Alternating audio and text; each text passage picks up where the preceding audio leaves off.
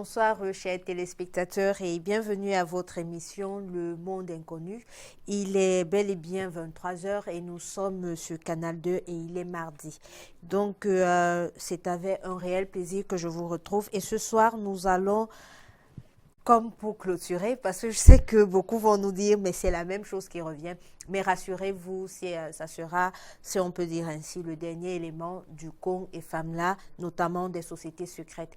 Et je vais laisser le soin au professeur Emmanuel Glipot, qui est le concepteur de cette émission, de nous dire un petit mot sur ce dont il sera question ce soir. Bonsoir, professeur. Alors, bonsoir Laura Gatt, bonsoir à tous les téléspectateurs de Canal 2.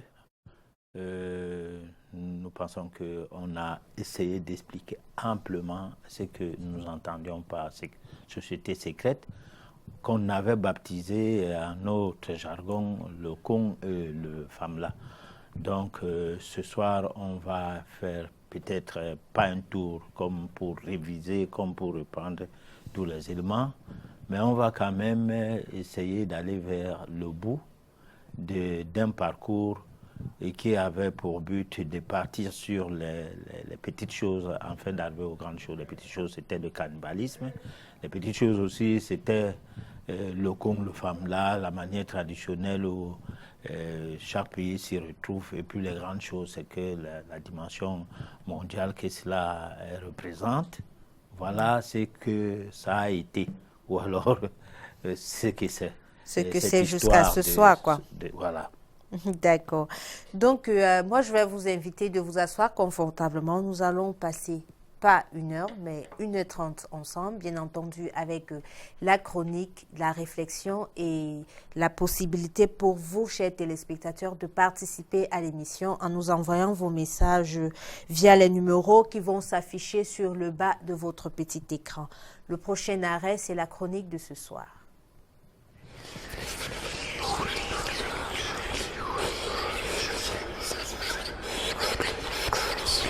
Le Kong et le FAMLA, les sociétés secrètes, des travaux forcés à la naturalisation des esclaves occultes.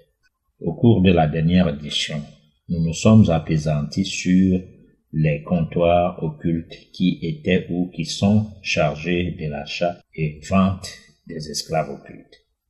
Il s'agit bel et bien d'un élargissement d'action de la part des sociétés secrètes.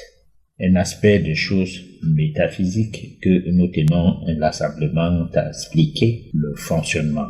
Que ce soit le Kong ou le FAMLA, toutes les sociétés secrètes obéissent à un contexte, celui de leur environnement. Les sociétés secrètes africaines, bien que fonctionnant sur les mêmes bases que celles de l'Occident ou de l'Asie, n'obéissent pas au même mode de fonctionnement. Il est vrai que dans leur ensemble, les pratiques internes ne sont autre chose que la magie noire. Tout s'ajuste sur les mêmes bases afin de parvenir aux mêmes objectifs, le commerce illicite des humains pour un maximum de profit. Ici, comme par le passé, l'esclave est logé, nourri, vêtu et soigné, mais pas plus. Il n'a pas droit à un salaire arrêté de manière bilatérale, moins encore la promotion sociale, et s'attend à rien de sa vie. Cependant, il abat un travail titanique. Généralement, en Occident, la plupart de ces sociétés secrètes sont gérées par un souverain, un seigneur, un grand maître, un impérateur, etc. Alors qu'en Asie, il revient à un gourou, un professeur ou simplement à un maître d'en assurer l'office. Les sociétés secrètes d'Europe gagnent en palme d'or en matière de pratiques malveillantes, nuisibles contre autrui. C'est ce qui est permis aux Européens de coloniser facilement tous les peuples de notre planète. C'est dans leurs sociétés secrètes qu'il existe un plus de forces ténébreuses qui, de siècle en siècle, rythment la négation dans les cerveaux de plus d'une personne à travers un enseignement dit spirituel issu du code noir, soutenu et perpétué grâce au mécanisme de la magie noire hautement élaboré. Les objectifs de ces sociétés étant l'exploitation de l'homme par l'homme, l'impérialisme, Ces sociétés ne manquent pas de génies qui leur procurent facilement des outils occultes et classiques afin de mieux instrumentaliser occultement le quotidien de tout un chacun. Il s'agit d'un génie destructeur qui fait perpétrer l'hégémonie.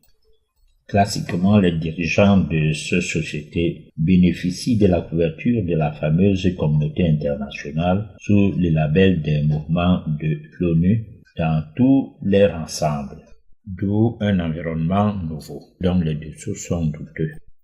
Le secret étant d'hermétisme des pratiques qui cachent tout ce qui serait de la sorcellerie ou de la magie noire, avec en fond le blanchissement de ce culte de magie noire attribué à Dieu sous forme d'homélie ou d'évangile. En somme, une évangélisation de la masse chrétienne et islamique, une mission de colonisation spirituelle à accomplir. Les pratiques de façade qui cachent des dessous ténébreux d'une dame d'obédience que certains qualifieraient à tort à raison de démoniaque, c'est dans cet ensemble qu'est née l'industrialisation, comme pour dire que l'industrie fait partie du génie des patrons des sociétés secrètes. Cette argumentation permet de comprendre que tout a été bien organisé par le biais d'un bon formatage des cerveaux. Si bien que finalement l'assujettissement d'un grand nombre d'individus est devenu une chose acquise au bout d'un certain temps. Alors, nous sommes de retour sur votre plateau Le Monde Inconnu. Il était question en fait de la première partie de votre chronique de ce soir. Vous aurez la deuxième partie tout à l'heure, mais avant cela, nous allons passer à la phase des questions. Alors, professeur, dans votre chronique, vous nous faites savoir à un moment donné que les sociétés secrètes, qu'elles soient africaines ou européennes, si on peut dire ainsi, ont le même fonctionnement, juste que l'environnement change. Ça veut dire quoi? Ça veut dire que les sociétés africaines de chez nous, c'est aussi le commerce occulte comme les sociétés secrètes européennes, ou alors donnez-nous un peu plus d'explications par rapport... Oui. Alors, quand on a commencé cette histoire de cons et de femmes-là, on parlait bien sûr des sociétés secrètes de chez nous. Tout à fait. Là, il n'était pas question de mettre, de jeter la pierre contre les gens, soit de l'Europe, de l'Asie, de l'Amérique ou d'un autre continent, mais il était question de parler du comportement de ce que serait un Camerounais, un Gabonais ou, c'est pas moi, un Béninois à l'égard de son frère qu'il a besoin qu'il travaille dans sa plantation, dans son champ et tout, sans qu'il ne soit payé dans les conditions classiques, c'est-à-dire qu'on ne se rende même pas compte qu'il est comme ça, il a des employés. Parce que ces genres d'employés, personne ne les voit, sauf les concernés, et sauf entre eux. Alors, les personnes qui décèdent se retrouvent en train de travailler quelque part sans qu'ils ne soient des personnes désormais les mêmes, comme pour dire que ce n'est pas le genre que lorsqu'il y a une fête au village, on les verra venir à la fête, ou bien lorsqu'il y a une manifestation, je ne sais pas, de religieuse ou quoi, on les voit au culte. Non, ils sont dans un monde totalement fermé et qui n'est pas visuel dans le sens perceptible par rapport au commun des mortels. Alors c'est de ces sociétés-là qu'il est question, tant en Afrique qu'ailleurs. Alors maintenant, la manière dont les choses se pratiquent diffère donc de ce que serait l'organisation faite en Afrique, au Cameroun, ou au Gabon ou quoi, par rapport aux Européens. Parce que les Européens, ils élargissent leur champ et puis ils travaillent en synergie. Ça veut dire quoi? Ça veut dire que une société secrète du Cameroun, ne fût-ce que le Congo ou le FAMLA, peut être régionalisé, peut concerner un certain nombre de gens, ou bien une personne, ou un groupe de personnes, mais qui s'intéressent à une activité occulte précise. derrière le travail de ceux c'est du moins les moyens ou les profits qui sont générés à travers cette activité où ils sont ensemble, chacun tire le profit de ce grand profit, il en tire sa part. Et à partir de là, ça ressemble un peu à ce que font les Européens, mais sauf que les Européens font cela au-delà de leur pays, au-delà de leur continent.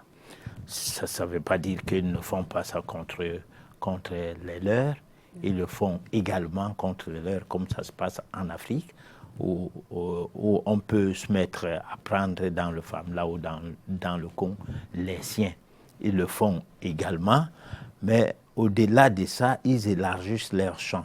Ils élargissent le champ, pourquoi? Parce qu'ils ont plus de visées à faire parler ou bien à faire marcher leur hégémonie, c'est-à-dire la domination de l'homme par l'homme étant pour eux comme une mission, comme un objectif, un but à atteindre.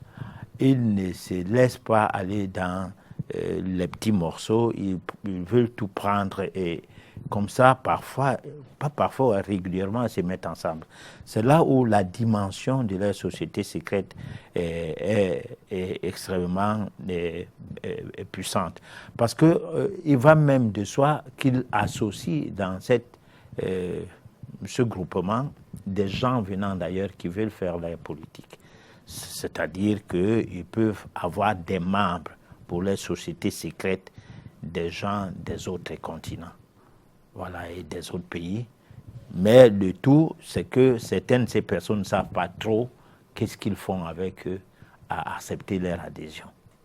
D'accord. Mais professeur, tout à l'heure, vous aviez dit qu'au début de cette, je vais dire quoi, c'est les émissions, des éditions précédentes, on a parlé du Con et de FAMLA comme étant les sociétés secrètes de chez nous. Et vous nous avez dit, on a compris pendant ces éditions que c'était un phénomène qui était plutôt régionalisé, qui à un moment n'a pas pris de l'ampleur. C'était vraiment quelque chose qui restait propre à une région, propre à une tribu. Alors comment est-ce qu'on expliquerait? Parce qu'en fait, ce que j'essaye de faire, c'est une superposition. Avec les sociétés secrètes européennes, on va d'une société qui naît dans une université, un groupement d'étudiants, et qui, avec le temps, prend de l'ampleur et devient quelque chose de mondial. Mais en Afrique, ça reste dans les régions ou bien propre à certaines tribus. Comment est-ce qu'on va expliquer ce déphasage? Est-ce à dire que les Africains ne sont pas intéressés par la conquête du monde, entre guillemets, ou alors par plus de richesse, si je peux le dire ainsi? Moi, je pense que les Africains ne sont pas intéressés par la conquête du monde. Là, votre question semble revenir sur l'importance même des sociétés secrètes à notre époque, du moins depuis une certaine période, parce que ça, c'est pas notre époque. Depuis 1600, depuis Louis XIV, déjà, on a essayé de relever ça avec le Code noir et tout. Alors donc, les sociétés secrètes africaines ne semblent pas s'intéresser à la conquête du monde. Ça semble être intéressant pour un environnement bien précis. Sauf que aujourd'hui, les Africains sont dans les loges, comme certains Camerounais ont su bien le dire, même ne sachant pas de quoi ils disaient, parce que le mot loge prend une connotation parfois tout un peu catholique qui ne veut rien dire pour celui qui ne comprend pas ce qu'il raconte. Bon, mais cependant, il y a des sociétés secrètes. Par exemple, en cela, il y a le satanisme, qui est une société secrète et qui se pratique comme une religion, comme le catholicisme, comme le protestantisme, qui se pratique normalement. Nous aurons l'occasion de revenir sur ce genre de sociétés secrètes pour voir combien les gens, par la quête du pouvoir, jusqu'où ils peuvent aller. Parce que si nous reconnaissons que l'existence de Satan n'est que chimère, c'est-à-dire que Dieu n'a pas d'opposant, et que les gens fabriquent plutôt l'utilisation des démons et puis ils se mettent à faire comme si ces démons-là étaient pour eux un dieu. Alors on comprend bien que ces sociétés secrètes américaines, européennes ou occidentales ont d'autres visées. C'est le pouvoir suprême. Donc la conquête du monde au-delà même de cela, parce que quand on entre dans les méandres de certaines de ces sociétés, on sent la négation comme étant la seule préoccupation et non pas la conquête du monde. Parce que la conquête du monde s'est passée déjà avec des sociétés secrètes et religieuses, le catholicisme, le protestantisme et tout, qui de façade présente une image qui va vers le fait de parler de Dieu, donne à cela une image assez moins hermétique ou une image assez, disons, publique. Pendant ces temps, les choses qui se passent en dessous, avec les reliques des apôtres de Jésus qui sont ici et là considérés sous le nom des chapelles et des cathédrales, Saint-Paul, Saint-Pierre, Saint-Cécile, Saint-Cela. Et tout cela n'est pas expliqué aux fidèles. Alors donc, c'est une autre dimension de quoi reconnaître que grâce à cela, le monde a été conquis. Voilà. Par contre, les petites sociétés secrètes existent partout. C'est pourquoi j'ai parlé du satanisme. Voilà. D'accord. Donc, maintenant, est-ce que le code noir dont vous nous aviez parlé à un moment, est-ce que le code noir, aujourd'hui, on pourrait dire que c'est, je vais dire comment, les bases de ce qui se passe actuellement avec l'expansion des sociétés secrètes qui arrivent je vais dire, qui arrivent à devenir des industries et tout ce que l'on connaît. Est-ce que ces bases étaient déjà données dans le code noir? Ou alors c'est quelque chose qui est venu juste après le code noir? Bon, quand on décide de commencer à explorer le monde, on le décide avec beaucoup de moyens. C'est comme une maison qu'on veut construire. Donc il faut une fondation. Alors ces moyens sont donc tels qu'il fallait un document qui s'est présenté comme une loi. Une loi pourquoi? Parce qu'il fallait que tout ce qui s'inscrivait à la logique de l'esclavage, par exemple, faisant partie d'un mouvement ou d'un regroupement ou d'une société secrète, devrait reconnaître que, à titre de boussole, le code noir les guiderait.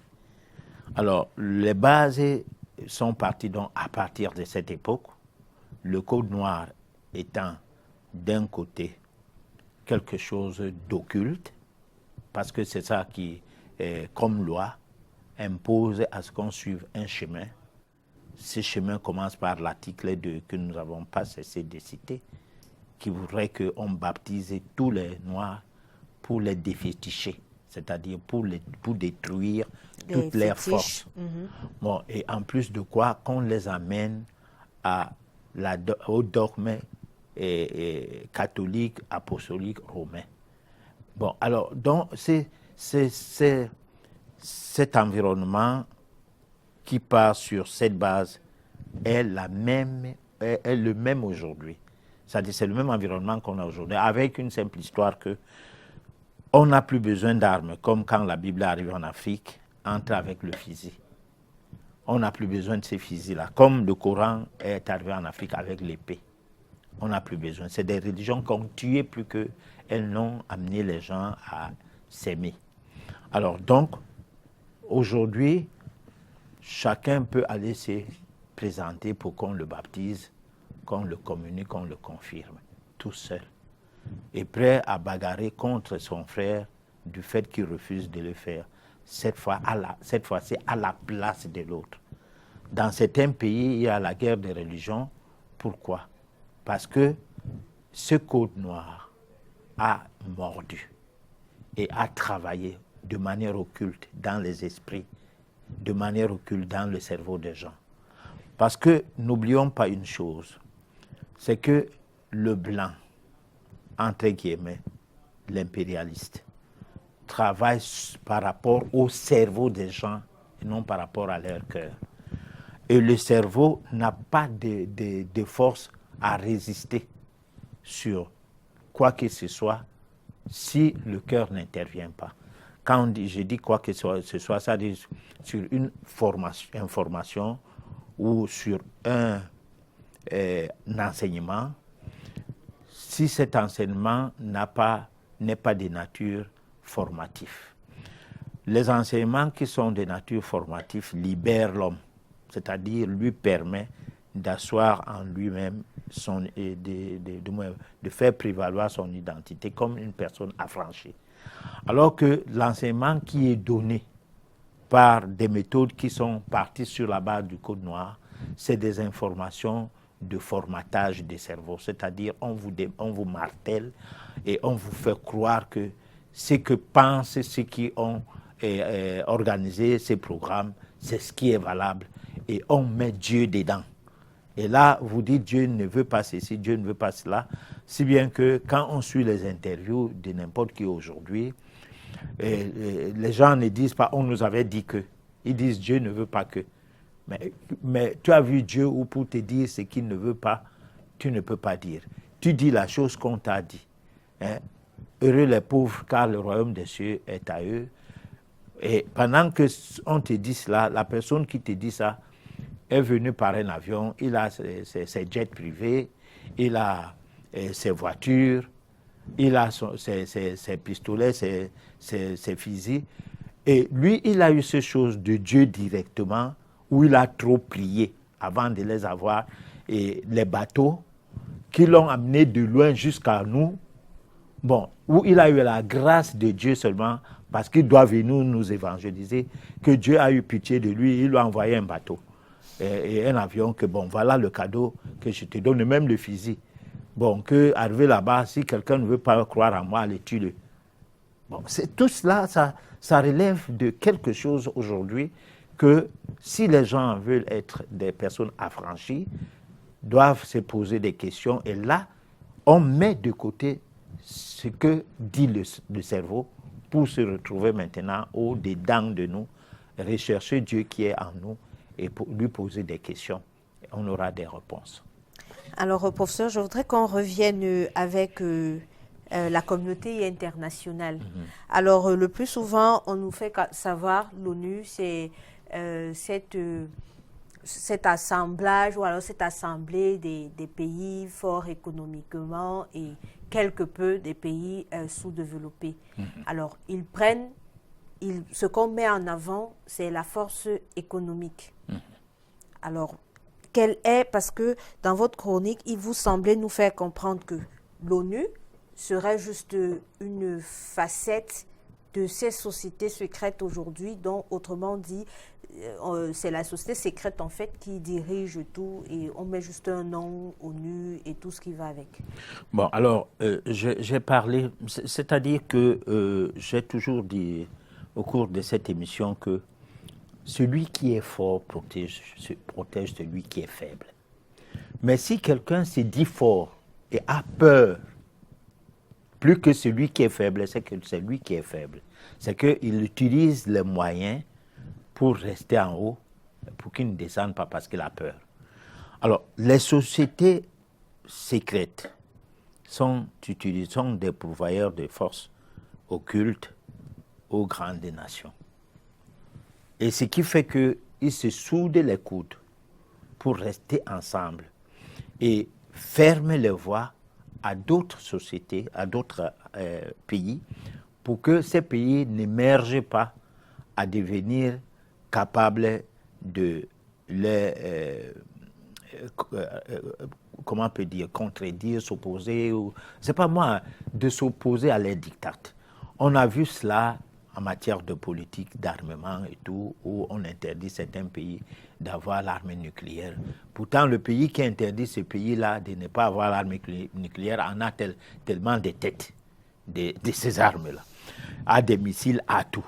C'est comme le lion peut interdire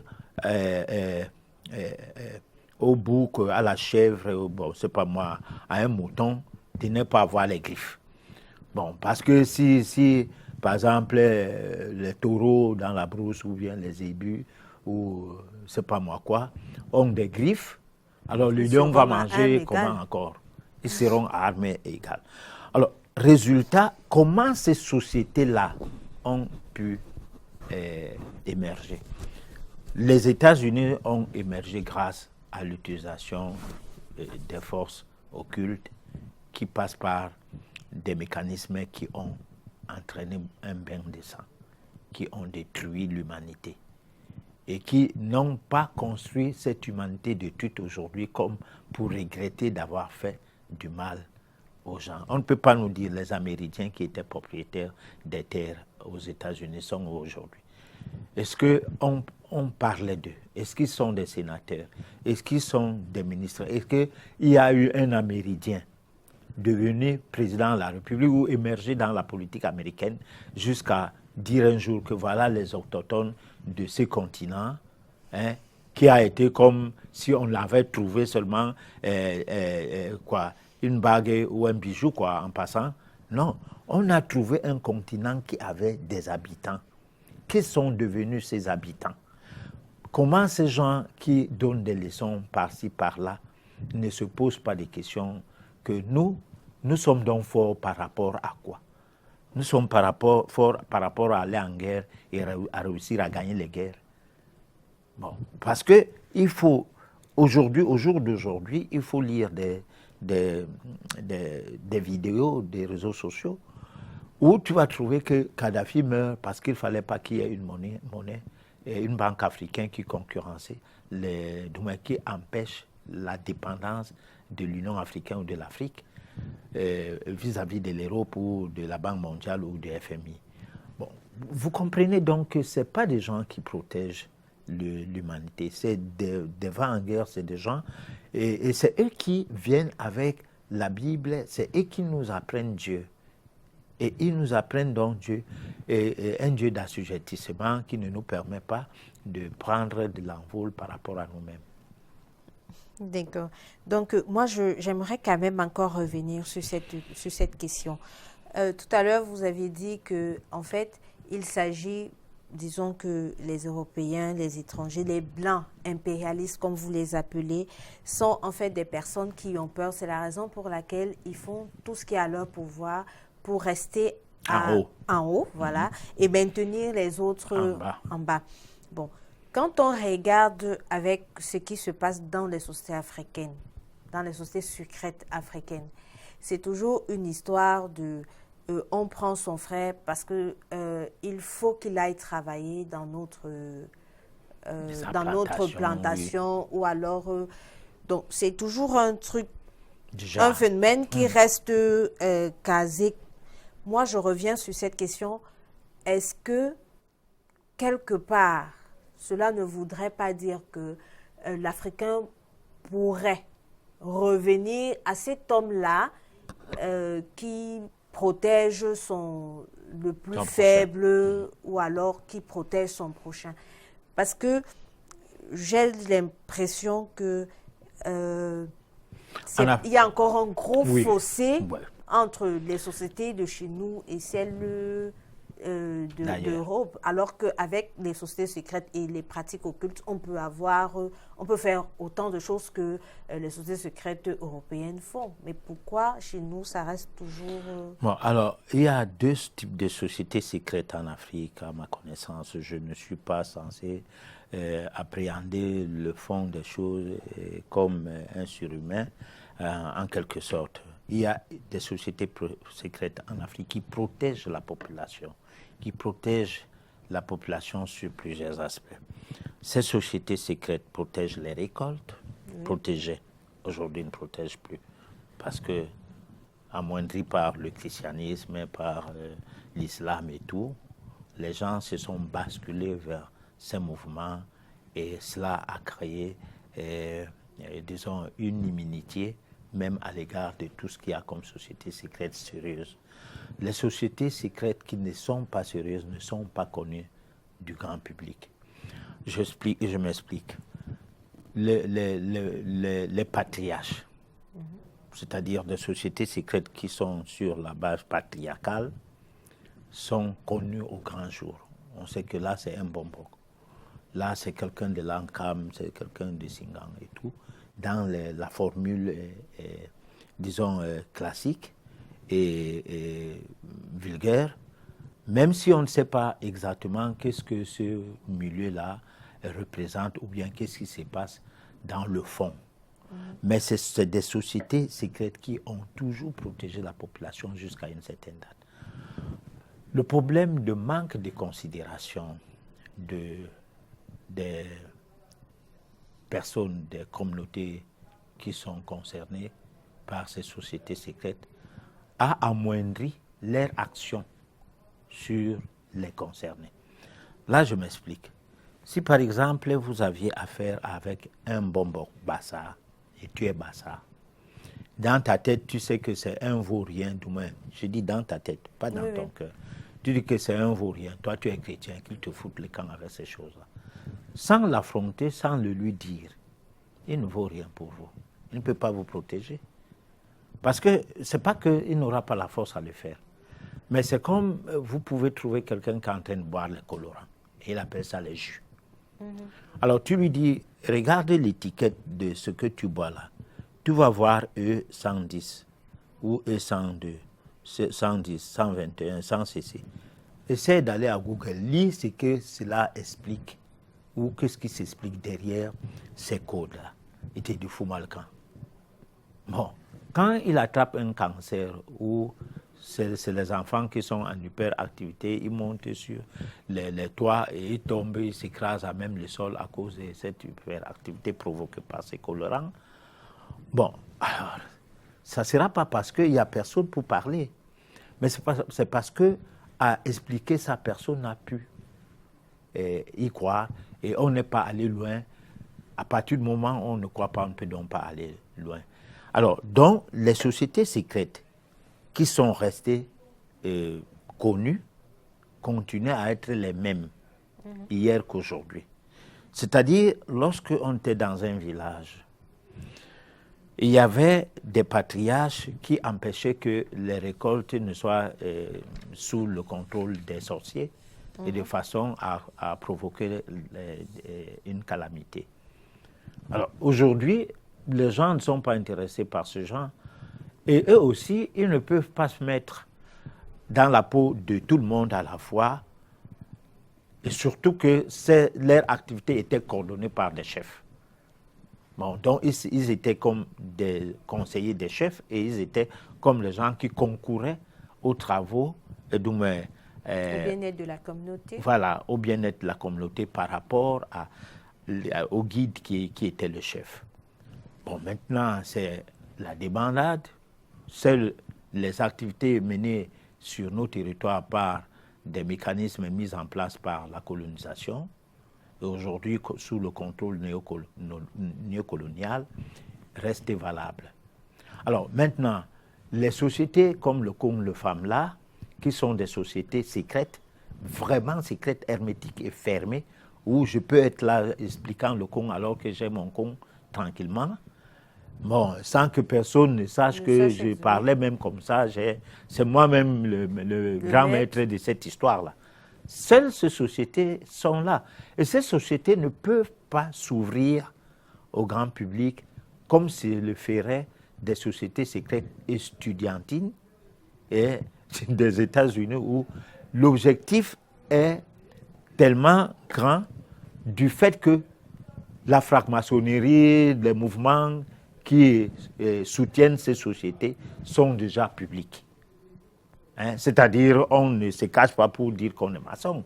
Aujourd'hui, on est rosicrucien, ou on est maçon, ou on est, c'est pas moi, l'ordre rénové du Temple, et tous ces mouvements sont connus. Et derrière ce mouvement, j'ai parlé du satanisme, et qui est un mouvement aussi très connu. Hein? Bon, moi, j'ai essayé d'entrer en contact avec ces mouvements il y a longtemps. Donc, c'est des vieux mouvements. Bon, je voulais en savoir plus, je voulais comprendre le fonctionnement. C'était dans les années 1994. Donc, c'est des choses connues. Vous pouvez aller prendre l'adresse de ça quelque part, les écrire ou vous répondre. Et si possible, peut-être vous impose seulement le parrainage. Bon, c'est pas comme notre femme là, où ça reste un peu quelque chose d'un petit groupe. Donc, vous pouvez, on peut bien comprendre pourquoi cela ne rivalise pas d'adresse avec les mouvements venant d'ailleurs. D'accord. Parce que l'union fait la force et ils ont formé des groupes et ils se sont unis pour faire leurs choses. D'accord. Donc, on va proposer à nos téléspectateurs la deuxième partie de la chronique et juste après, on revient pour la suite des questions. Les sociétés secrètes suite. L'esclavage occulte, cause première de la naturalisation des Noirs dans les pays européens. Le système des choses a longtemps perduré, mais grâce aux manœuvres cosmiques incomprises, un mécanisme s'est mis en place et ce qui fait reculer les faits. Au travers des vibrations opposées qui sont en voie de dissiper progressivement la négation de cette hégémonie. Mais parce que les voies occultes de lavage et formatage de cerveau, parce que jusqu'ici sont restées dynamiques, que nos prières n'arrivent guère à bouger les bornes. On dirait que celles-ci sont aussi sous un contrôle occulte, car nous croyons être libres de décider de nous baptiser par exemple, et de baptiser en même temps les nôtres dans ces églises esclavagistes, mais nous oublions que celles-ci sont bénéficiaires d'un pouvoir mystique qui date depuis l'époque où tout a mystiquement commencé, allant jusqu'à l'élaboration du Code noir. Après l'abolition de l'esclavage, qu'en est-il arrivé aux personnes à affranchir ne pouvant pas retrouver leur pays d'origine? Précisément, c'est l'une des situations qui aurait provoqué la légalisation de la naturalisation en France, par exemple. Les Noirs qui étaient déportés, ne connaissant point leurs origines, devaient être naturalisés. La majorité d'entre eux arrivaient en France sous des conditions décrites ci-dessus, ne parvenant point à retrouver leurs origines, et que l'État français ne pouvant non plus leur aider à trouver leur généalogie, il fallait que quelque chose soit fait. D'où la nécessité du Code Napoléon de 1804, le Code civil. C'est dans la même perspective que le Code de la nationalité sera initié le 19 août 1945 et bien d'autres lois s'en ont suivi. Ce qui aurait facilité de nos jours leur identification comme étant un fait légal, légitime, car incontournable. Les sociétés secrètes suite. De retour sur notre plateau du monde inconnu. Et pour la deuxième partie, on parle de naturalisation. Alors, moi, en fait, vous nous aviez fait comprendre dans la chronique que il a fallu à un moment donné trouver une identité pour ces Noirs qui ont été déportés. Mais aujourd'hui, le phénomène continue et il est même grandissant, la naturalisation. Parce que de plus en plus, les Africains conscients préfèrent aller prendre une autre nationalité. On n'a qu'à voir l'équipe française qui est absolument... Alors, comment est-ce qu'on pourrait expliquer, parce que c'était au départ un moyen pour donner une identité à ces personnes-là qui se sont retrouvées de l'autre côté via l'esclavage. Mais aujourd'hui, c'est plus ça. Comment est-ce qu'on peut donc expliquer cette recrudescence du phénomène de naturalisation? Bon, alors là, moi, du point de vue métaphysique, personne n'a un territoire. De un, de deux, l'Europe n'est pas la terre des Blancs. Oui. C'est les Noirs qui ont été les premiers en Europe. C'est parce que ces choses ne sont pas dites comme ça. C'est comme un jour. Peut-être que les Blancs vont se retrouver nombreux en Afrique. Et comme eux sont tueurs, ils vont tuer tous les Africains. Et puis, personne ne saura que l'Afrique était peuplée des Noirs et que les Blancs n'étaient que des immigrés.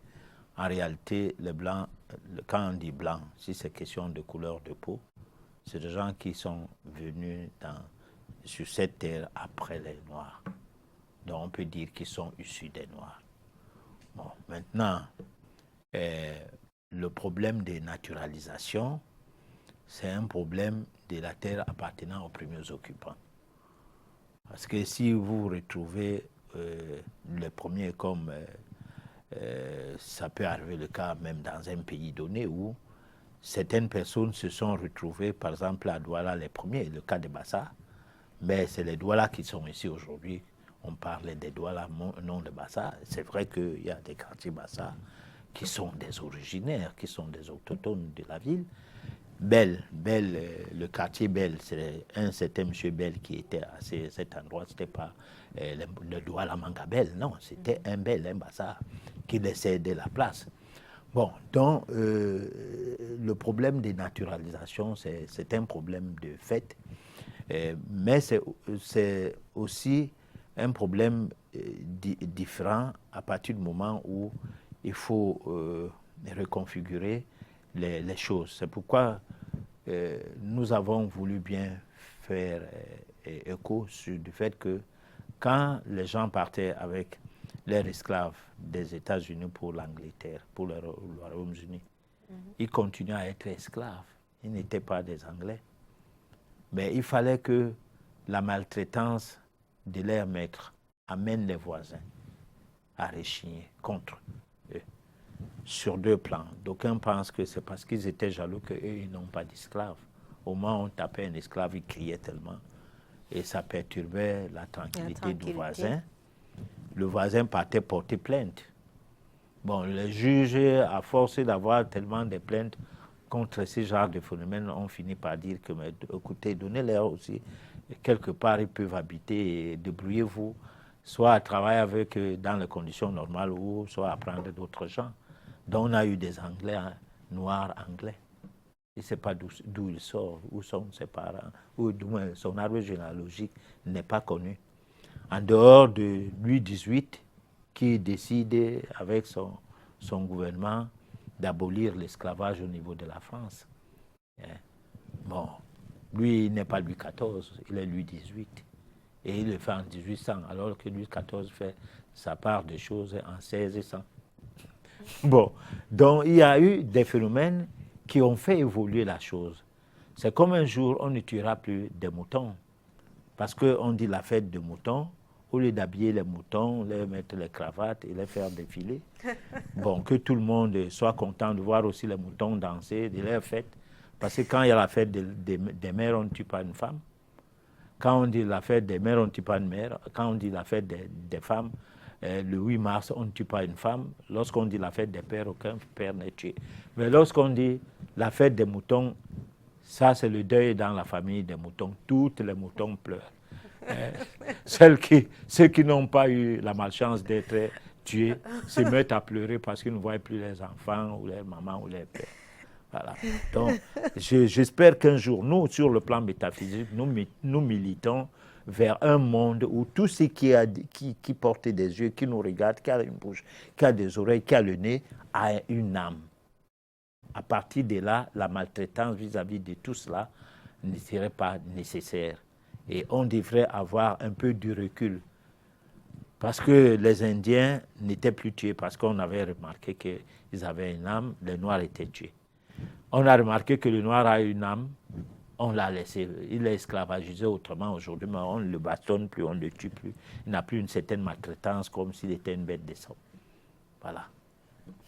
Donc, mais est-ce que la naturalisation, parce qu'au départ, on s'est rendu compte que le Code noir avait mis les bases de ne pas saluer le noir de la main, voilà, ne pas manger avec un noir. Et même les bases occultes qui ont pris de l'ampleur aujourd'hui avec les sociétés secrètes et tout le reste. Est-ce que la naturalisation n'est pas aussi une stratégie qui a été peut-être à l'époque de Louis XIV mis en œuvre pour qu'aujourd'hui on arrive peut-être à ne plus avoir des esclaves comme ça se passait avant, mais maintenant avoir des esclaves, je vais dire, conscients, c'est-à-dire qui se lèvent lui-même et décident d'être esclaves de l'autre. Oui. Bon, alors la naturalisation commence par le fait qu'il y a eu certaines usines en Europe. Les gens se trouvant dans les cales des bateaux, à l'époque de l'abolition de l'esclavage, à travers le comptoir occulte qui achetaient et revendaient les esclaves, par le biais de la mort des individus dans leur famille où tout le monde sait que la personne est morte, mais pourtant cette personne est dans une cale de navire, dans un navire quelque part, se retrouvant en Europe, travaillant dans une usine, devrait avoir où habiter, quoi manger, et deux fois, une esclave femme était son épouse. Alors, mais ne connaît plus ses origines. Ce genre de personnes devraient avoir quand même une identité.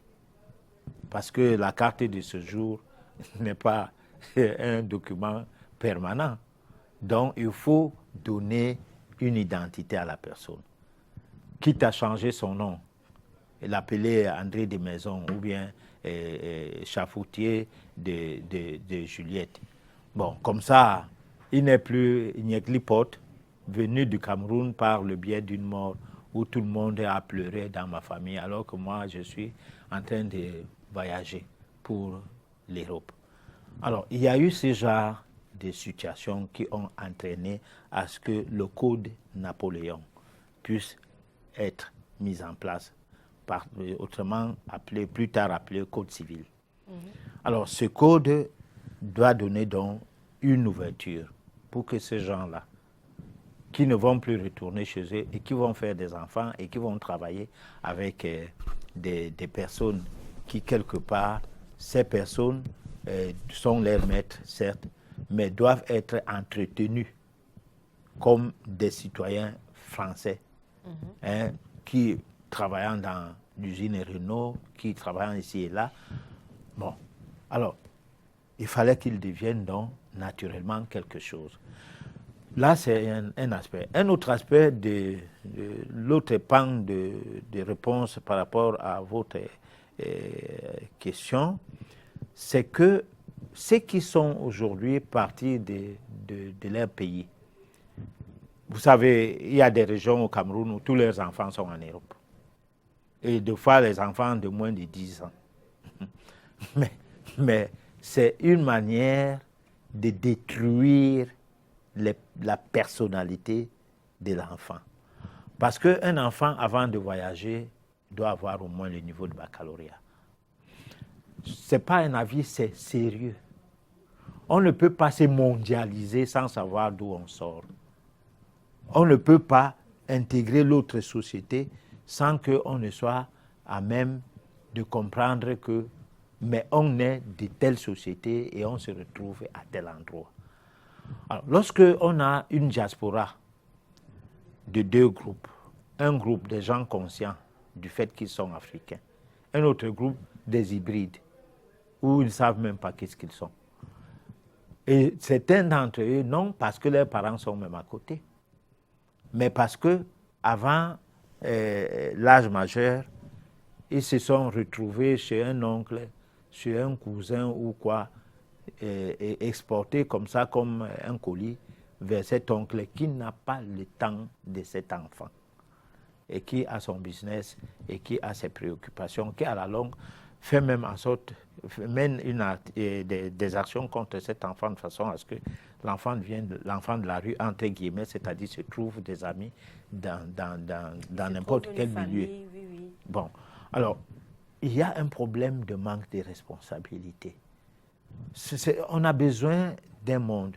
Il y a des Européens qui font ça de même. Il y a des Européens qui sont venus en Afrique, qui sont restés ici et qui ne savent même plus parler leur langue. Ils parlaient le français à la manière des Africains, de la manière africaine et même dans leur manière de manger, de boire et tout. Bon, ils se sont naturalisés complètement, pas seulement par le biais de l'identité qui les rend camerounais, gabonais, ou burkinabés et tout, mais des comportements. C'est un choix, comme dirait l'un ou l'autre, mais ceci étant, ça dépend de quel milieu tu viens. Parce que lorsque le blanc vient en Afrique, il reste un être supérieur, même s'il se met dans la boue avec les Africains. Alors que lorsque l'Africain est dans le milieu européen, puisque des livres ont été vendus sur la supériorité de l'homme blanc par rapport au noir, puisque le code noir interdisait aux blancs de manger sur la même table avec le noir, de parler avec le noir, de saluer le noir. C'est-à-dire, même si il t'offre un grand repas, copier et tout, il n'est pas ton ami, manger sa nourriture, mais ne lui tend pas la main en partant. Bon, qu'il te garde les œufs ou qu'il te garde des chèvres, des moutons, des coqs et tout, tu n'as pas intérêt à le prendre comme un être humain. Mais tu as mangé de sa nourriture qui était quand même une nourriture qui n'a pas été donnée par un animal. Voilà. Alors, mais est-ce que, je vais dire quoi, le fait que de plus en plus on veut aller chez le blanc, on veut même prendre la nationalité du blanc, est-ce qu'il n'y aurait pas quelque part des mécanismes occultes? C'est-à-dire, genre on a mis sur pied je sais pas, des trucs de telle sorte que de plus en plus que l'homme noir s'intéresse seulement à ce que le blanc fait au point de vouloir même changer complètement son identité. Non, l'identité de l'homme noir est déjà changée. Là, on n'en discute plus. Ce que nous gagnons dans ces mariages, c'est le dépeuplement de l'Europe au profit d'une autre race qui sera d'abord métissée et après totalement noire. Donc il y aura plus de noirs dans l'avenir, puisque dans certains pays d'Europe, la pyramide des âges ne permet pas aujourd'hui qu'ils aient un grand nombre de jeunes. Et leur population étant vieillissante, alors là, le noir gagne du terrain dans cette émigration. Si bien que beaucoup de personnes d'Européens forment des colloques aujourd'hui et essayent de voir comment tout faire pour développer l'Afrique et empêcher à ce que les Africains ne partent plus dans leur continent parce qu'ils vont devenir minoritaires carrément d'ici peu. Bon, il y a cet aspect. Mais il y a un autre aspect, c'est que c'est des hybrides, ces Africains de la diaspora. C'est-à-dire que sur 100 personnes, alors il n'y a pas, disons, il y a 1% des personnes qui savent qu'est-ce que c'est que la métaphysique, qu'est-ce que c'est que la tradition, qu'est-ce que c'est que les crânes. En fait, ces pratiques-là ne les intéressent pas parce qu'on le voit ici. On le voit ici que certaines personnes, pour avoir été ingénieur, enseignant, ceci, cela, lorsqu'il se marie d'une femme qui a le baccalauréat, lui, il a un niveau universitaire, ils font les enfants, ils les inscrivent dans des écoles catholiques d'envergure. Je n'ose pas citer leur nom, je ne suis pas là pour la publicité de ces écoles. Alors, l'enfant est malade, même si c'est le mot de tête courant, l'hôpital, un petit rhume, l'hôpital, une poussée dentaire, l'hôpital. Ça dit, il n'y a rien à la base qu'on peut interroger la grand-mère, qui grâce à cette grand-mère-là, le papa du monsieur est né, a grandi sans médicaments. Non, c'est même interdit que cette dernière vient à la maison commencer à dire que je connais la reine des herbes ou le roi des herbes, que je peux. On lui dit non, arrête ça. Non, ça c'est la saleté. Donc on a ça ici. Et si à partir d'ici, il y a des gens comme ça, à quelle forte raison ceux qui sont déportés par l'envie? Alors c'est là où il y a alors un problème. Parce que vous ne pouvez pas venir peupler un monde dépourvu des traditions. Déjà, eux, ils ont quand même une certaine tradition, même s'ils ne respectent pas les traditions. Vous n'avez aucune tradition, ni la vôtre, ni la leur. Vous êtes en l'air comme ça, même si vous êtes nombreux là, vous êtes comme les moutons ou des... C'est-à-dire, vous êtes légers. Et c'est que moi, je déplore parce que Richard Smith, ce fut un guitariste qui disait que quelles que soient les conditions dans lesquelles les Africains vont évoluer, s'ils ne prennent pas conscience d'utiliser les outils que les Asiatiques ont eus des Européens, et qui se sont mis à utiliser ces outils-là contre l'Europe pour se prémunir. Tant que l'Africain ne va pas se mettre une intelligence et pour pouvoir y arriver, alors ça sera une peine perdue pour les Africains. Alors moi, c'est effectivement la question que moi je voudrais vous poser, c'est que si on arrive donc, parce que vous me dites qu'on va arriver à un niveau où il y aura des Noirs, il y aura plus de Noirs en Europe que les Européens, les Blancs eux-mêmes, mais seulement ceux-là seront des hybrides parce que dépourvus et de leur culture et de la culture du pays qui les adopte, entre guillemets. Est-ce qu'on ne part donc pas vers la disparition totale de ce qui est nos cultures? Parce qu'effectivement, même ici chez nous, vous l'aviez dit tout à l'heure, nous avions ces hybrides-là, c'est-à-dire ces personnes qui vraiment n'ont rien à voir, ne veulent rien entendre de la culture. Est-ce qu'on ne va donc pas à la perte totale? C'est le code noir. Le jour qu'on a baptisé quelqu'un, on l'a défétiché. Le jour qu'on a baptisé quelqu'un, on a détruit sa personnalité ou alors son tempérament est resté sans valeur parce que le tempérament d'un individu est quelque chose d'inné. Un enfant tout petit, il te dit « je ne bois pas ». Il te dit « je ne mange pas ». Tu lui dis « pourquoi ?» Il te dit « papa, je ne mange pas » ou bien « je ne mange pas ça ». Il refuse de manger ça. Il préfère rester affamé. Ça, c'est un tempérament inné. Maintenant, derrière le tempérament, il y a le caractère. Le caractère, c'est la somme des habitudes. C'est-à-dire l'environnement dans lequel on est, la manière dont on mange affecte le cerveau. Il y a des nourritures qui font raisonner bêtement et il y a des nourritures qui font raisonner sagement. Par exemple, on ne nous dira pas que un Asiatique qui mange les fœtus, qui mange les morts-nés, les cafards, les crapauds, les scorpions, les vers de terre, a le même sang que quelqu'un en Afrique qui trouve que ces choses-là sont répugnantes. Mais au niveau des appareils, dans le cadre médical, puisque ces appareils sont limités, c'est le même sang. Alors, cependant, les vibrations sur le plan métaphysique ne sont pas les mêmes. Alors, on ne peut pas avoir le même cerveau. On ne peut pas raisonner de la même manière. C'est pour cette raison qu'on a adopté pour l'Afrique la consommation de bœuf.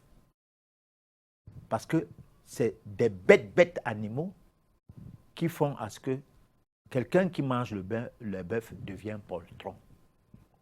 Alors, tous les pays où le bœuf est adopté, tout le monde devient poltron. On ne peut plus parler en face de quelqu'un comme quelqu'un de fort, de sérieux et tout. Parce que la viande de bœuf, c'est la viande d'un animal qui se laisse aller et qui, de fait des vibrations des particules des cellules de sa chair, ça vient à nous tourmenter notre cerveau. D'accord. Professeur, rappelez-moi de... Par contre, les Français, ils mangent trop le cochon, le porc. Ils sont grévistes du 1er au 31. Voilà. D'accord. Moi, je voudrais juste que, avant la fin de l'émission, que vous nous donniez les éléments qu'il faut pour réfléchir. Parce qu'apparemment, on ne veut plus être poltron ou alors... donc, je vais vous proposer la réflexion de ce soir et puis on se retrouve juste après. Du roi Léopold II à l'arrivée des missionnaires au Congo belge, de voir des prêtres et pasteurs blancs dans cette patrie. Révérend père, pasteurs et chers compatriotes, soyez les bienvenus dans notre grande patrie du Congo belge. La tâche qui vous est confiée de remplir est très délicate et demande beaucoup de tact. Prêtres et pasteurs, vous venez certes pour évangéliser. Mais cette évangélisation s'inspire de notre grand principe, avant tout, les intérêts de la métropole. Le but essentiel de votre mission n'est point d'apprendre aux Noirs à connaître Dieu. Ils le connaissent déjà depuis leurs ancêtres. Ils prient, et se soumettent à Nzambi Mpunu, que je sache, et aussi à Nzambi Mawezi. Ils savent que tuer, voler, coucher avec la femme d'autrui, calomnier, insulter est mauvais. Ayons le courage de l'avouer, vous ne venez pas leur apprendre ce qu'ils savent déjà. Votre rôle est essentiellement de faciliter les administrateurs et les industriels, c'est-à-dire que vous interpréterez l'Évangile de la façon qui sert le mieux vos intérêts dans cette partie du monde. Pour ce faire, vous veillerez entre autres à désintéresser nos sauvages noirs des richesses dont regorge leur sous-sol, afin d'éviter qu'ils s'y intéressent ou qu'ils nous fassent une concurrence meurtrière, rêvant un jour à nous déloger de cette partie avant que nous ne nous enrichissions. Votre connaissance de l'Évangile vous permettra de trouver des textes qui recommandent et qui font aimer la pauvreté.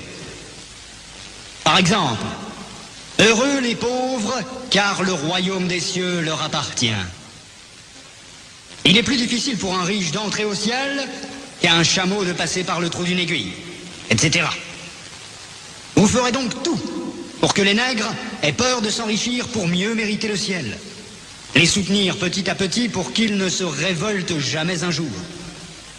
Les industriels et les administratifs seront obligés de se conformer à ce que je vous recommanderai, à vous prêtres et pasteurs blancs, de temps en temps, pour vous faire craindre, de peur de courir à la violence, injurier, battre.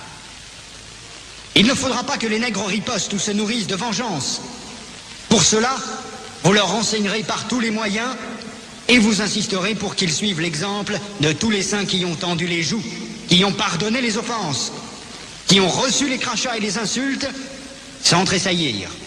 Il faudra les décourager et les détacher de tout ce qui pourrait leur donner le courage de nous affronter.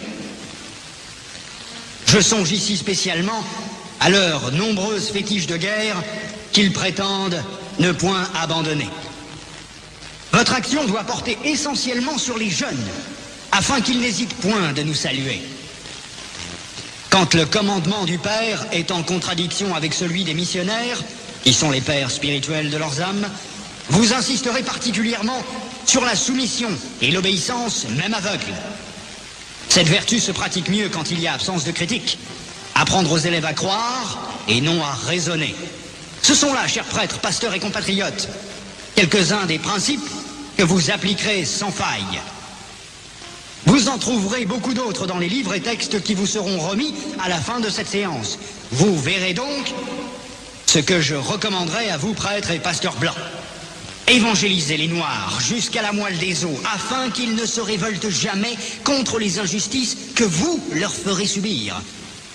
Faites-leur réciter chaque jour « Heureux ceux qui pleurent, car le royaume des cieux leur appartient ». Convertissez les Noirs au moyen des chicottes. Gardez leurs femmes à la mission pendant 9 mois, afin qu'elles travaillent pour vous. Courtisez-les s'il le faut. Et exigez ensuite à ces convertis qu'ils offrent en signe de reconnaissance des bonnes viandes, poules, coqs et œufs, chaque fois que vous visitez leur village. Faites tout pour éviter que les Noirs ne deviennent riches. Pour ce faire, chantez-leur chaque jour qu'il est impossible à un homme riche d'entrer dans le royaume des cieux. Faites-leur payer une taxe chaque semaine à la messe de dimanche. Détournez cet argent prétendument destiné aux pauvres pour avoir des magasins importants là où vous êtes, paroisses, procures. Transformez vos missions ainsi en de gros centres commerciaux florissants et aidez légèrement les pauvres pour encourager d'autres blancs à investir régulièrement. Demandez aux Noirs de mourir de faim et vous autres vous mangerez 5 fois par jour. En plus, que vos ventres soient toujours pleins de bonnes choses et que vos bouches exhalent partout l'odeur des oignons. Instituez pour eux un système de confection qui fera de vous de bons détecteurs pour dénoncer tout Noir à une prise de conscience pour la revendication de l'indépendance nationale. Enseignez une doctrine que vous ne mettrez pas en pratique. Et peut-être s'ils vous demandent pourquoi vous comportez-vous contrairement à ce que vous prêchez, répondez-leur, vous les Noirs, suivez ce que nous disons et non ce que nous faisons. Et s'ils répliquent en disant qu'une foi sans œuvre est une foi morte, fâchez-vous en appliquant le fouet et répondez-leur, heureux ceux qui croient sans protester. Dites-leur que que les statuettes que vous gardez chez vous sont l'œuvre de Satan. Confisquez-les et allez remplir vos musées, ainsi que ceux de Ternérine au Vatican. Faites oublier aux Noirs leurs ancêtres, afin qu'ils adorent les vôtres. Ils ne les écouteront jamais, par exemple, les saintes, la Vierge Marie, Sainte Thérèse, Saint Martin. Faites-leur prier en les mettant à genoux comme punition. Et obligez-leur à réciter le chapelet 10 fois ou plus. Ne présentez jamais une chaise à un noir qui vient vous voir. Ne l'invitez jamais. Donnez-lui tout au plus une cigarette. Ne l'invitez jamais à manger avec vous, même s'il égorge pour vous une poule ou un coq, chaque fois que vous arrivez chez lui. Bref, lorsque vous aurez accompli tout cela, notre pays, la Belgique, sera très riche, et c'est plus tard seulement, lorsque les Noirs auront compris que nous essayerons de les aider pour l'amour de Dieu, car on ne réveille pas un chat qui dort. Je vous en remercie vivement, le roi des Belges, Léopold II. Alors, je crois que les téléspectateurs ont reconnu l'auteur de la réflexion, puisqu'il s'est nommé à la fin, le roi de Belge, Léopold II. C'était le discours qu'il a donné en pleine, je vais dire, colonisation. On envoyait les missionnaires en Afrique. Et voilà la quintessence du discours. Je vais laisser le soin à tout un chacun de tirer sa conclusion. Alors, professeur, moi, j'aimerais quand même que l'on revienne un peu à ce que Léopold II nous a dit. Il dit quelque part que, en fait, il est clair que tout ce qu'il demande, c'est de venir anéantir complètement le noir. Ça, c'est clair parce qu'il dit lui-même, le noir connaît que mentir, voler, c'est pas bon. Donc, en fait, ils ne nous ont rien appris. Alors, aujourd'hui, parce qu'on s'est rendu compte que ce fameux code noir et le discours, tout cela a fonctionné. La preuve, on a des hybrides qui vivent en Afrique et même en Europe. Donc, aujourd'hui, une fois de plus, quelle est l'arme, non, peut-être pas l'arme, mais quelle est l'astuce pour pouvoir arriver à balayer ce formatage et à revenir des Africains pur sang comme on l'a été avant l'arrivée des colons. L'astuce commence avec cette émission Le Monde Inconnu. Le Monde Inconnu, c'est quel genre d'émission? C'est une émission qui permet à celui qui nous suit d'espérer être affranchi. Un affranchi, c'est celui qui sait qu'entre Dieu et lui, il n'y a pas d'intermédiaire. Et il se met donc à chercher Dieu par lui-même. Il n'attend pas qu'il y ait Dieu. Il n'attend pas qu'il y ait Dieu à travers Dieu. Exporté ou importé, je ne sais pas moi comment on peut dire ça. Il n'attend pas Dieu des missionnaires aujourd'hui devenus des prélats qui nous tiennent bon dans les discours spirituels ou l'évangélisation. Il n'attend pas Dieu par le biais de gens qui, grâce à un décret présidentiel, deviennent pasteurs au lendemain de ces décrets. Il n'attend pas Dieu à travers ce genre de regroupements. Il attend Dieu de lui parce que Dieu est parmi nous et surtout Dieu est au-dedans de nous. Maintenant, c'est parce qu'il a compris qu'il pourra donc être prêt à obtenir le maître qu'il lui faut. Parce qu'il est dit, quand le disciple est prêt, le maître se présente. Aucune personne ne doit s'attendre du fait de notre discours qu'on va le tenir en main, on l'amène vers Dieu. Non. Nous pouvons avoir une école de formation en métaphysique. Nous n'en parlons pas au cours de ces émissions. Pourquoi? Parce que ces écoles-là ne sont pas comme des écoles classiques, où tu viens, tu payes les cours directement, tu commences à faire cours. Non. Parce que tu dois être prêt pour pouvoir commencer les cours. Auquel cas, tu vas lire, tu ne comprendras rien. Ou auquel cas, tu diras, je cherchais ceci, mais ce n'est pas cela, ce n'est pas ce que j'ai trouvé. Mais celui qui cherchait déjà Dieu trouve donc la bonne école à un moment donné. Parce qu'il y a toujours des guides, mais les guides sur le plan physique vous amènent vers le plan immatériel et derrière ce plan, vous rencontrez votre mère qui est de l'autre côté de ce plan, comme étant, comme les choses se passant comme s'il y avait un mur, il vous amène et il vous laisse de l'autre côté de ce mur-là, et puis vous rencontrez maintenant votre maître. Ces écoles-là existent. Mais dire que vous allez avoir la connaissance de Dieu à travers Dieu qui est partie de la colonisation, c'est impossible. Parce que tout ce que nous écoutons là, c'est la révélation de ce que c'est devenu aujourd'hui le monde qui est autour de nous, le monde dans lequel nous sommes, tout. Voilà pourquoi je crois qu'il n'y a pas moyen de dire aux gens, faites ceci, faites cela. Mais sauf que ceux qui sont prêts découvrent facilement le chemin. Ceux qui ne sont pas prêts écoutent notre discours. En fait, écoute notre émission comme si c'était des discours que nous tenons. Et ça s'arrête là. Ils ne comprennent pas le fond de la chose. D'accord. Alors, professeur, on a un téléspectateur qui voudrait savoir où est-ce qu'on peut trouver le code noir. Sur le net. Vous allez chez Google, vous tapez code noir. Alors, comme ça, en PDF, code noir, point PDF. Non, code noir, PDF. Tout court sur Google. Et cette requête suffit pour que vous ayez le code noir. On a la possibilité d'avoir tous les articles du code? Oui, les 60 articles. Si vous avez ça sur PDF, ça veut dire que vous téléchargez ça sur votre machine et vous lisez les articles. Vous verrez qu'une partie des discours de Léopold II, c'est sur le code noir. Et pourtant, ce n'est pas Léopold II qui avait fait le code noir. Voilà. D'accord. Et est-ce que, c'est toujours les questions des téléspectateurs, est-ce qu'on a forcément besoin du Kong, du FAMLA, ou alors de tout ce qui est société secrète dans notre vie pour s'en sortir? Non, parce que c'est des choses éphémères. Tous ceux qui ont construit des maisons grandioses et qui ont laissé les enfants avec ces maisons, après leur mort, leur famille s'est disloquée. Même quand c'est une famille où la maman est seule avec ses 10 enfants. Une maison faite par papa n'est pas forcément la belle maison pour vous au lendemain de sa mort. Lorsque vous êtes encore tout petit, la maison là vous intéresse, ça vous plaît, vous êtes dans les chambres, vous avez de l'eau à l'intérieur, vous avez tout.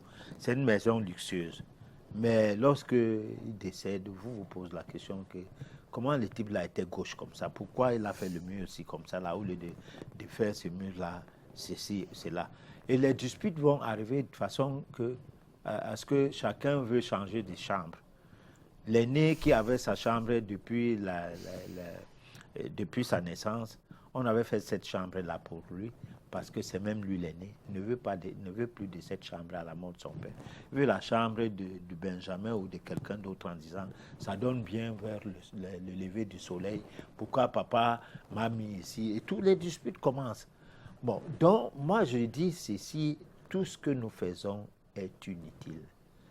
Construisez une petite maison, restez-en dedans, ou alors construisez une maison avec beaucoup d'appartements, parce que vous avez beaucoup d'enfants. Vous allez voir que certains appartements ne donnant pas sur la rue, donnant derrière, n'intéressent pas l'autre qui est intéressé parce qu'il donne derrière, parce qu'il n'aime pas trop le bruit de la rue, a été plutôt affecté derrière. Et quand il veut, devant, lorsqu'il veut retourner derrière, il n'y a personne de ses frères, aucun de ses frères, j'ose dire, ou ses sœurs, ne veut lui accepter cette faveur d'habiter plutôt derrière que de rester devant. Alors, tout cela, c'est des situations où moi, quand j'entends les gens dire qu'il a construit sa vie et même l'avenir de ses enfants, c'est des histoires. D'une part. D'autre part, si on fait le FAMLA, le con, on expatrie tous ces enfants qui sont dans la diaspora et on se vante, on reste dire tel enfant est au Canada, tel autre est aux États-Unis, en Allemagne et tout. Bon, que font ces enfants-là là-bas? Quelle est sa même mise sur l'état d'esprit de ces enfants? De deux, ces pays-là ont été faits sur la base du sang. Qu'est-ce qu'on peut profiter de ces pays lorsqu'on est parti soi-même sans aucune base spirituelle partant de son pays? Alors, donc, il y a plein de choses qui font en sorte que moi, je me porte en faux. Bon, peut-être les gens vont dire, on est pauvre, on raconte n'importe quoi, et ils sont riches. Mais moi, j'ai toujours dit, il n'y a pas d'homme riche, c'est qui envie toujours à avoir plus. Parce que si nous pouvons nous appuyer un peu sur la Bible, quand même, parce qu'il y a des livrets bibliques qui ne sont pas à prendre à la légère. Par exemple, les proverbes, les livrets proverbes. Ces livres-là rapportent le côté scientifique de la vie et même philosophique. De façon à les lire régulièrement, on comprend. Alors, la richesse, ça prend de l'aile, ça s'envole. Lorsqu'on lit Proverbe 23, et plus tu es derrière la richesse, plus ça s'envole. Contente-toi de ce que te met à l'aise. C'est là que naîtra ta richesse.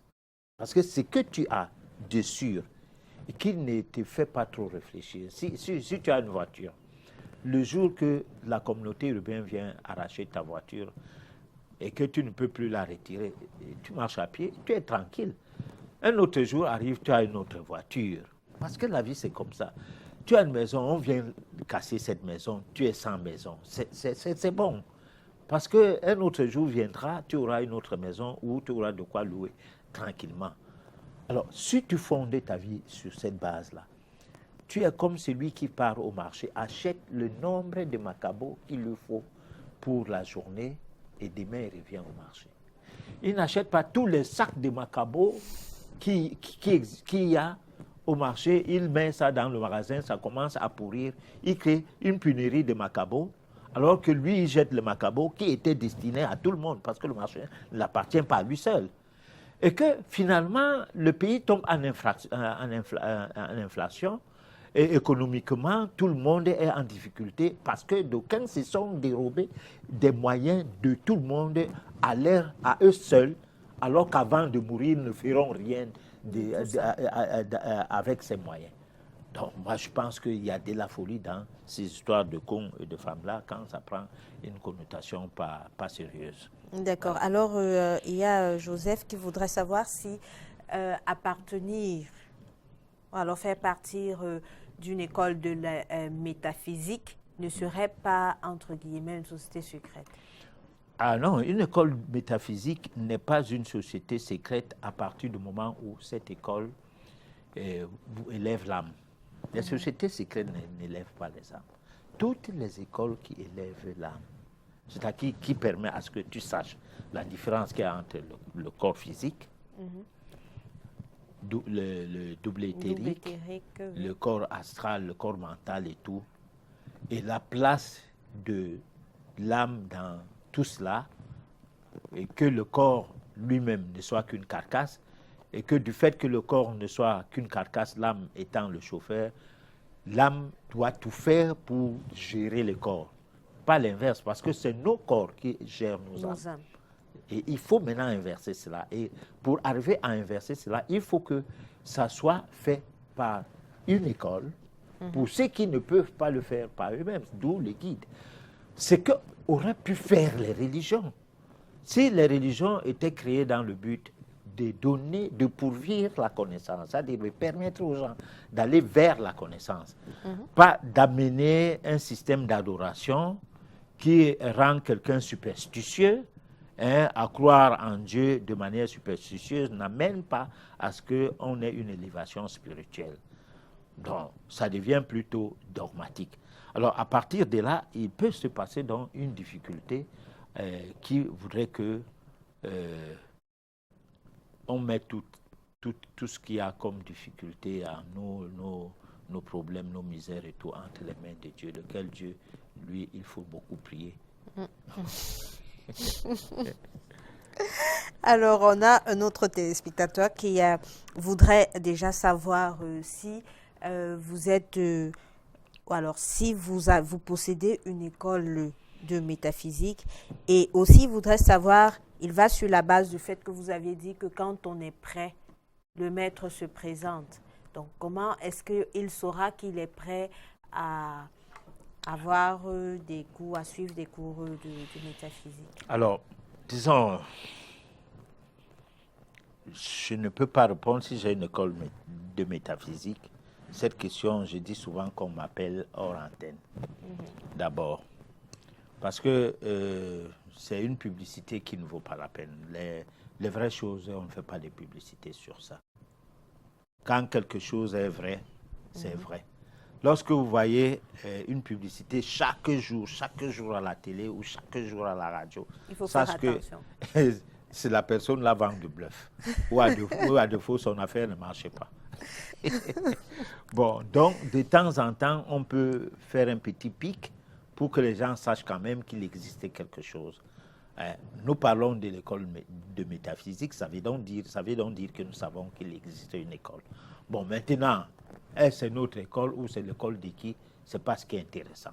Celui qui voudrait bien s'inscrire à une école n'a pas besoin qu'il demande à la télé ou à la radio que tu as une école pour que toi tu répondes oui, j'ai une école, viens. Non. Il sait les moyens par lesquels il a fait pour parler le français. À l'époque, on ne faisait pas la publicité de l'école. Les gens disaient qu'en allant à l'école, il aura les diplômes et il va travailler.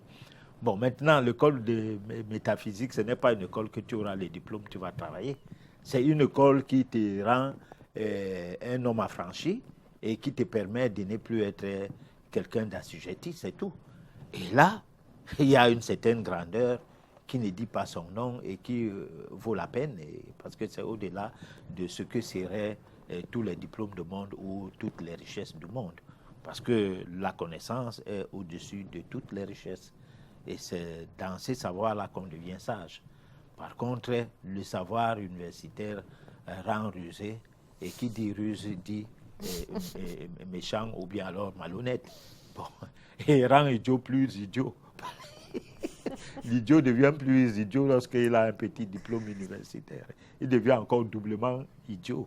Voilà. Et comment est-ce qu'il saura qu'il est prêt à Il le saura, son cœur va parler. Il va aller vers l'école, tout seul. On ne va pas l'attirer, on ne va pas lui dire, bon gars, viens, il y a l'école ici. Il y en a d'autres, s'il s'inscrit, on ne lui donne pas vite cours. Il commence à réclamer qu'on lui retourne son argent parce qu'il n'était pas destiné à ces histoires. Parce que quand tu t'inscris, tu n'as pas les cours directement. C'est impossible. Sauf en des cas de figure où il y a le parrainage, il y a ceci, il y a cela. Voilà.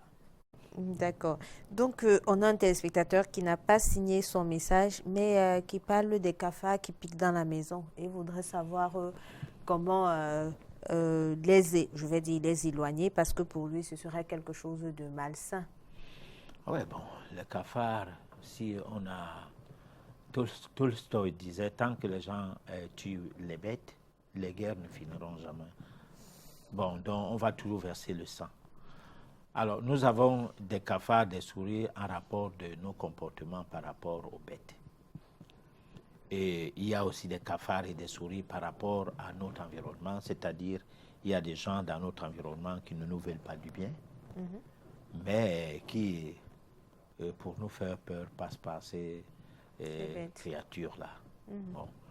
Alors, nous pouvons utiliser des méthodes qui sont totalement telles que ne pas aller en guerre contre ces bêtes comme si on en devenait farouche, mais comme pour les éloigner, comme pour leur demander, c'est pas le chevaux aussi, c'est pas le bon endroit pour y rester. Mais comment est-ce qu'il va le faire? Non, il y a parfois des mots ou des mots de passe ou quoi qu'on peut réciter pour éloigner ces animaux, mais sauf qu'il n'est pas très recommandé, même quand on connaît la prononciation de ce mot, de toujours les utiliser, parce que ce qui détruit la bête en termes de vibration peut détruire l'enfant, le bébé et tout dans la maison. D'accord. Voilà. Donc il faut une certaine... Voilà, il faut donc chercher à savoir pourquoi ça vient. Faire le bon diagnostic serait meilleur pour le bon pronostic. D'accord. Donc nous sommes arrivés, nous sommes presque à la fin de notre émission. Mais avant qu'on ne la clôture, professeur, j'aimerais bien entendu, avec votre permission, qu'on essaye de faire un résumé parce qu'on l'a entendu à votre introduction que c'était la toute dernière émission traitant des sociétés secrètes parce que nous avions commencé avec le Kong et le FAMLA, nous sommes descendus cannibalisme, esclavagisme, occulte, comptoir, occulte. Maintenant, est-ce qu'on peut faire, s'il est possible, comme les Anglais disent, un summarize pour avoir les leçons ou alors les points focaux à retenir de cet ensemble d'éditions? Alors, disons, quand on a commencé cette émission, nous-mêmes, on ne savait pas où on allait parce qu'il faut dire une chose, on est parfois malmené par l'inspiration. Et l'inspiration nous guide. Bon, par exemple, écrire une chronique n'est pas une histoire où on va aller lire sur le net, où on va dans les récits des gens, mais c'est de rester et dire, bon, ok, c'est cette édition, qu'est-ce que je dois aborder dans le cadre du thème retenu.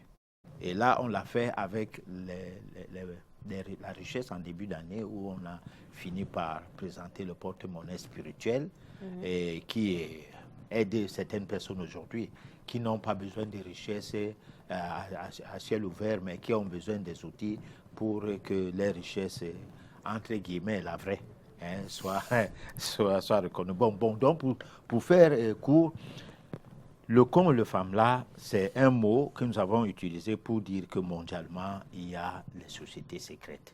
C'est pourquoi nous sommes partis du Kong et de FAMLA et nous avons parlé du cannibalisme. Après, nous nous sommes retrouvés à voir à peu près au Cameroun d'autres régions, les tout pourris, comment ils appellent leur Kong ou leur FAMLA, ainsi de suite.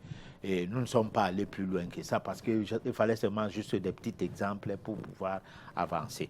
Alors, nous sommes donc allés jusqu'à parler du Kong de FAMLA qui a détruit les hommes à travers des sociétés secrètes qui sont venus d'ailleurs et qui, parce que eux, ils se sont regroupés, ils ne se sont pas intéressés à un petit mouvement d'enrichissement à travers l'utilisation occulte des esclaves. Ils ont élargi leur champ jusqu'à avoir des esclaves un peu partout dans le monde, particulièrement en Afrique. Et nous, en tant qu'Africains, il fallait que nous essayons d'expliquer comment on en est arrivé là. C'est vrai que beaucoup de gens ont reproché dans leurs courriels et leurs SMS le fait qu'on a semblé dire que le noir n'était fautif à rien et c'est le blanc qui est fautif à tout. Non, il faut comprendre que nous parlons d'un phénomène qui a existé et qui fait effet jusqu'aujourd'hui et qui fait que le noir d'aujourd'hui ne se retrouve plus. Et cette manière d'expliquer les choses entraîne à ce qu'on comprenne pourquoi on ne se retrouve pas. Cela aiderait à ce qu'on se retrouve. Ça n'a rien à voir avec le fait qu'il y a les races. Non, il y a la race humaine, il y a les gens qui se sont positionnés comme étant des supérieurs. Nous avons vu ça avec comment l'esclavage et le racisme est venu au XVe siècle. Bon, quand les Noirs étaient dans les eaux et on les payait pour qu'ils soient des cannibalistes, qu'ils mangent la chair crue et tout, et qu'ils s'exhibent en humoristes, mais humoristes sauvages. Alors, le petit Européen qui expliquait ça avec dédain, au point où il était gêné. Mais le Noir qui écoute ça dit que laissez-nous ça. Bon, pourquoi? Parce qu'il a son petit gagne-pain aujourd'hui, il se fout de lendemain des autres. Alors, mais le gagne-pain n'est pas une spiritualisation. Le gagne-pain n'est pas une divinité. L'homme est appelé à devenir un divin. Nous sommes appelés à grandir. Nous sommes partis de l'état de bébé vers l'état d'adolescent, adulte et vieillard. Nous partons donc de l'état embryonnaire sur le plan spirituel vers l'état de la divinité, porter le corps de gloire et devenir Dieu. C'est pour ça que nous sommes sur la terre, c'est ça notre mission. Notre mission n'est pas d'avoir de l'argent. L'argent, on laisse, on part, on revient lépreux pour avoir mal géré une incarnation. Lorsque vous venez dans une autre incarnation, vous aviez tous les problèmes du monde. Nous autres, nous n'avons pas peut-être beaucoup d'argent pour avoir mené mal notre incarnation, où on a dilapidé les sous, où on a arraché les sous des gens, on n'a pas voulu les payer de leur salaire, on n'a pas voulu faire de ci, de ça. C'est ce qui fait aujourd'hui que nous n'avons pas de l'argent, nous traînons dans la rue et nous devenons aigris du fait que nous ne savons pas que nous sommes punis de par notre passé. C'est de même, comme je disais au cours d'une de ces émissions, que le noir n'a pas été esclavagisé seulement parce que les blancs ont fait des pratiques occultes, mais parce que le noir a été porte-flambeau quand il était le patron de la civilisation numérienne. Tout à fait. Il n'a pas conduit le monde comme il se devait, c'est-à-dire n'a pas considéré l'être humain comme il se devait. Voilà, il se réveille quand il devient noir, africain et tout, tard. Pour un certain communautarisme, il tombe dans les pièges d'une nouvelle civilisation qu'on appelle civilisation aryenne, que nous, on appelle vulgairement les Blancs, et qui, elle aussi, dans la barbarie, comme toute civilisation, qui, lorsque tu es le porte-flambeau, tu te mets les galons, et puis ces galons t'amènent à l'arrogance. Aller en guerre, fabriquer les armes, arracher les matières premières des uns et des autres, et puis tu t'enfonces. C'est ce qui attend les Occidentaux. Ils vont s'enfoncer. Ils vont s'enfoncer parce qu'on a dit quelque chose tout à l'heure, mais ça c'est, merci de cette brèche, c'est vrai, nous sommes à la fin de l'émission. Oui. Bon, alors, c'est que l'Europe va connaître un cataclysme avec une partie de l'Amérique.